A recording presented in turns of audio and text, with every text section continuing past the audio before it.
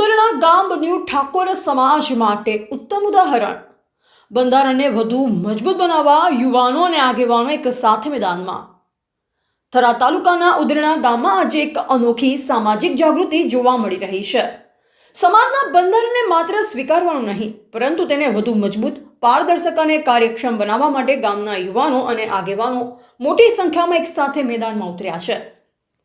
ગામના સામાજિક યોજેલ બેઠકમાં બંધારણના મુદ્દા પર ઊંડાણપૂર્વક ચર્ચા કરવામાં આવી। સમાજના હક ફરજ, શિસ્ત, એકતા, શિક્ષણ અને યુવા શક્તિની ભૂમિકા અંગે ખુલ્લા વિચારો રજૂ થયા। ખાસ કરી યુવાનોની સક્રિય હાજરીએ સાબિત કર્યું કે સમાજનું ભવિષ્ય હવે જાગૃત હાથોમાં છે।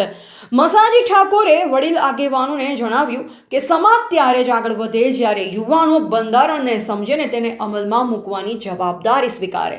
આ અભિયાનથી સમાજમાં આંતરિક એકતા વધતી જોવા મળી રહી છે। મતભેદો સંવાદમાં ફેરવાઈ રહ્યા છે અને નિર્ણય પ્રક્રિયામાં સહમતિનો માર્ગ અપનાવવામાં આવી રહ્યો છે। ઉદરણા ગામની આ પહેલ હવે આસપાસના ગામો માટે પણ પ્રેરણા સ્ત્રોત બની રહી છે। બંધારણને વધુ મજબૂત બનાવવાની આ ચળવળ સાબિત કરે છે કે જ્યારે વિચાર અને કાર્ય એક સાથે મળે ત્યારે સમાજને કોઈ રોકી શકતું નથી। ઉદરણા ગામ આજે માત્ર થરા તાલુકામાં જ નહીં, પરંતુ સમગ્ર સમાજ માટે એક નવી દિશા દર્શાવી રહ્યું છે। રિપોર્ટર ભાવેશભાઈ ઠાકોર, વાવ, થરાદ। બોલો સદારામ બાપાની જય। આજ રોજ ઉંદરણા મુકામે સમસ્ત ઠાકોર સમાજ, એ બધા ઠાકોર સમાજના બધા આગેવાનો છે ને, અજ્જો જટેસા બધા છે ને, બધા છે, સમસ્ત ઠાકોર સમાજની મીટિંગનું આયોજન કરેલ છે અને આપણી વચ્ચે